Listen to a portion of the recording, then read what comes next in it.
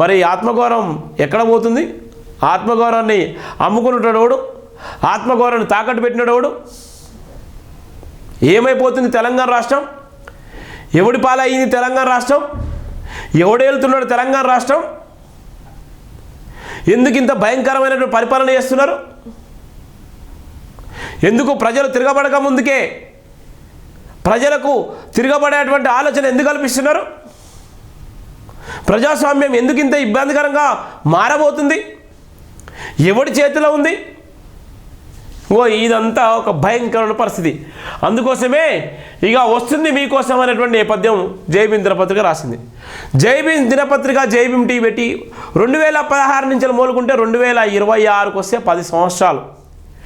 ఎన్నో ఇబ్బందులు, ఎన్నో సమస్యలు, ఎంతో వివక్షత, అంటరానితనం ఏ విధంగా అయితే బాబాసాహెబ్ అంబేద్కర్ గారికి ఎదురైందో అంతకన్నా 79, 70, 80 సంవత్సరాల స్వతంత్ర భారతదేశంలో కూడా అంతకన్నా భయంకరంగా ఉన్నటువంటి నేపథ్యం. ఆనాటి కాలంలో బాబాసాహెబ్ అంబేద్కర్ గారు భారత రాజ్యాంగం రాయడానికి ఎన్ని ఇబ్బందులు గురి చేసినారో, ఎన్ని ఇబ్బందులు తట్టుకొని నిలబడ్డాడో అంతకన్నా భయంకరమైన పరిస్థితి. ఇంత టెక్నాలజీ ఉన్నప్పటికీ కూడా ఈ రోజుకు కూడా వివక్షత కొనసాగుతూనే ఉంది. పల్లెలలో, గ్రామాలలో, పట్టణాలలో ఇలా ఉద్యోగస్తుల దగ్గర, ప్రైవేట్ సెక్టర్ల దగ్గర, అసెంబ్లీల దగ్గర, ఇవాళ ఎమ్మెల్యే మినిస్టర్ల దగ్గర ఇలా ప్రతి చోట వివక్షత కొనసాగుతూనే ఉంది. ఇవాళ జై భీమ్ టీవీ ఛానల్ పెట్టుకొని, ఆస్పాసులు అమ్ముకొని, జై భీమ్ టీవీ ఛానల్ పెట్టుకొని, జై భీమ్ దినపత్రిక పెట్టుకొని, జై Bhim TV group of organisations పెట్టుకొని ఇలా వందలాది మంది జర్నలిస్టులను తయారు చేసేటువంటి క్రమంలో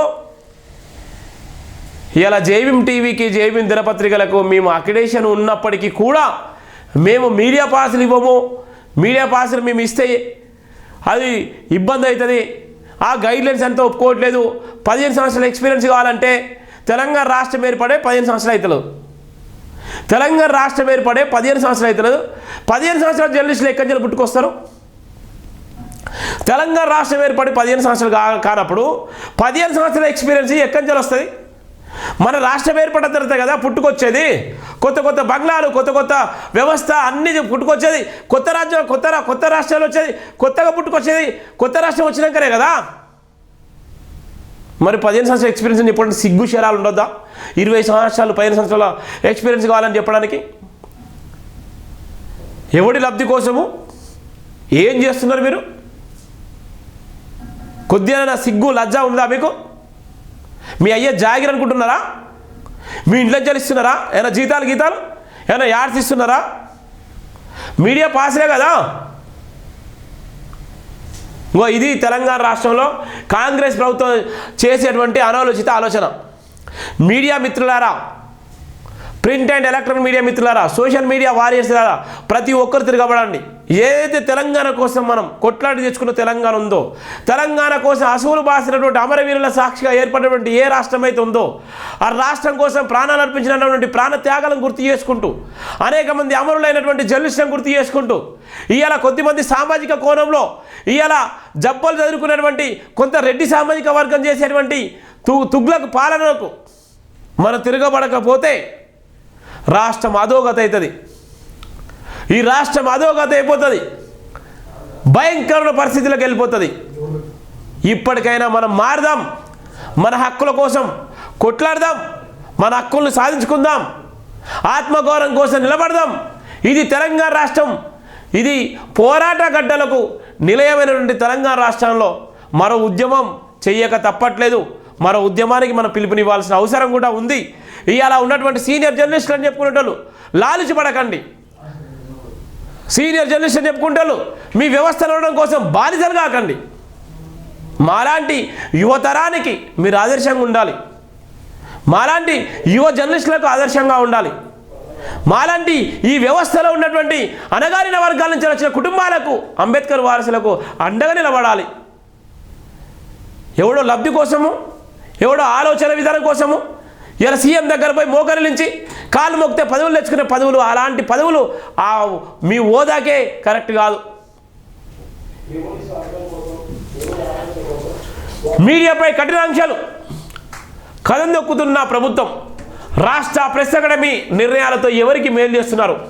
సుప్రీంకోర్టులోని మీడియాకు ఆంక్షలు అసెంబ్లీకి ఆంక్షలు విధించడం సిగ్గుకరం. పాలకుల అవినీతి మోసాలను ప్రశ్నిస్తున్నందునే మీడియాను అణచివేస్తున్నారు. మీడియాపై ప్రభుత్వ జవాబుదానం బట్టబయలైంది. ప్రశ్నించే వాళ్ళను పూర్తిగా అణచివేస్తున్నారు. దేశ రక్షణ కోసం ప్రశ్నిస్తున్న రాహుల్ గాంధీ రాష్ట్ర పాలకులకు కనిపిస్తలేరా? ఎస్సీ ఎస్టీ ఐఏఎస్ ఐపీఎస్ అధికారులను పూర్తిగా పక్కన పెట్టారు.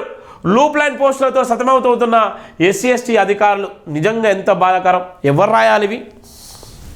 ఎవరు రాయాలి? ఎవరు తెలుస్తుంది బాధలు? ఓ ఆంధ్రజ్యోతి రాస్తాడా? ఓ ఈనాడు రాస్తాడా? ఓ నమస్తే తెలంగాణ రాస్తాడా? ఓ వెలుగోడు రాస్తాడా? లేకపోతే ఆ ఉన్నటువంటి ప్రజాశక్తి, ప్రజాతంత్ర, జనసాక్షి, జనం పత్రికలు అవి రాస్తాయా? ఎవరు రాయాలి? ఎవరు రాస్తారు? ఈ బాధలు ఎవరు తెలుస్తాయి? అనగారిన వర్గాల నుంచి వచ్చినటువంటి పత్రికలకు, ఆత్మగౌరవం కోసం కొట్టినటువంటి పత్రికలకు, జీవితాన్ని త్యాగం చేసినటువంటి పత్రికలకు, అంబేద్కర్ అడుగుజాడలు నడిచేటువంటి పత్రికలకు వాళ్ళకు మాత్రం తెలుస్తుంది. ఇలా లూప్ లైన్లో ఉన్నటువంటి ఎస్సీ ఎస్టీ ఐఏఎస్ ఐపీఎస్ అధికారులు వందలాది మంది ఏళ్ళ వెళ్ళి పెట్టచ్చు. ఇవాళ ఉన్నట్టు సుప్రీంకోర్టులో అయినటువంటి ఆంక్షలు ఈ అసెంబ్లీలోకి ఎందుకు ఆంక్షలు? ఇలా వాళ్ళు అయ్యే జాగిరి అడుగుతున్నారా? ఏమడుగుతున్నారు? ఏం చేస్తున్నారు? ఇంకో చూడండి, మీడియాపై కఠినమైన ఆంక్షలతో కథం దొక్కుతున్న ప్రభుత్వం. ఇది దేనికి? వీళ్ళు ఏంది వీళ్ళ ఆకాంక్ష? ఈయన కొడుకు మీద ఎఫ్ఐఆర్ అయింది. విచ్చల విడిగా భూములు కబ్జా చేసుకున్నాడు. ఈడీ ఈయన మీద రైడ్ చేసింది. 8,000 కోట్ల రూపాయలు సెటిల్మెంట్ చేసుకున్నాడు. ఇవన్నీ కనబడాయా? ఎవడి స్వలాభం కోసం? మీ పదవులు మీకు శాశ్వతంగా ఉంటాయా? మీ రాష్ట్రానికి మీరు రాజులా? ఈ పదవులు మీకు అట్నే ఉంటాయా? మీరు చేసేటువంటి తుగ్లక్ పాలన ప్రజలందరూ గమనిస్తున్నారు. కర్ర కాల్చి వాత పెట్టే రోజు వచ్చిందంటే ఆ రోజులు వస్తాయి. మాలాంటి వాళ్ళు తిరగబడతారు. మేము మీ దగ్గరకు వచ్చి ఏమైనా యాడ్స్ అడుగుతున్నామా? ఏమడుగుతున్నాం? పాసులే కదా. ఇగో ఇది పరిస్థితి. సుప్రీంకోర్టులో మీడియాకు ఆంక్షలు, కానీ అసెంబ్లీకి ఆంక్షలు విధించారు. ఇంకో చూడు ఎంత భయంకరంగా ఉందో. తెలంగాణలో ఆత్మగౌరవంతో బతకాలంటే అణచివేతను భరించాలని డాక్టర్ బరిగెల శివ అన్నారు. అవమానాలను, అణచివేతలను తట్టుకొని జర్నలిజం వృత్తిలో కొనసాగుతున్నప్పటికీ తెలంగాణ రాష్ట్ర ప్రభుత్వ కక్ష సాధింపులు చివరకు జర్నలిస్టులను కూడా వదిలేలా లేవని, అట్టి కక్ష సాధింపు చర్యలు దినదినానికి పెరిగిపోతున్నాయన్నారు. నేటి నుండి జరుగుతున్న అసెంబ్లీ సమావేశాలకు 15 సంవత్సరాల అనుభవం కలిగిన మీడియా సంస్థలకు మాత్రమే అసెంబ్లీ సమావేశాలకు ఆహ్వానం ఉందని ప్రభుత్వం తరపున ప్రెస్ అకాడమీ తరపున ఆంక్షలు విధించడం అసస్పందంగా ఉందన్నారు. తెలంగాణ రాష్ట్రం ఏర్పడి 12 సంవత్సరాల 5 నెలల 20 రోజులు అవుతుండగా మీడియా సంస్థలకు తెలంగాణ రాష్ట్రంలో 15 సంవత్సరాల అనుభవం ఎక్కడికి వెళ్ళి పరుగులో తీసుకున్నారో రాష్ట్ర ప్రెస్ అకాడమీ ప్రతినిధులు, తెలంగాణ రాష్ట్ర మంత్రి